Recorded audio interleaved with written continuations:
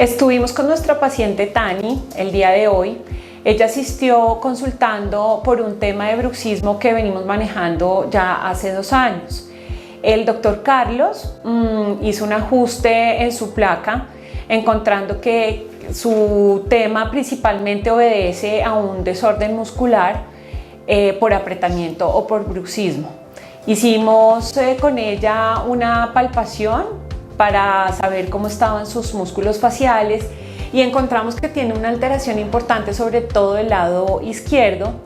Así que lo que procedemos a realizar es como ese ajuste de la placa miorrelajante, que es la placa que usamos para manejar los pacientes que tienen apretamiento o bruxismo.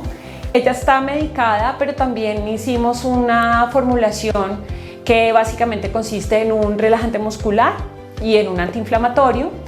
Y en este caso lo que hacemos es también recomendarle que asista a una consulta de fisioterapia porque tiene también un dolor que involucra su hombro, el brazo y también un poco la espalda.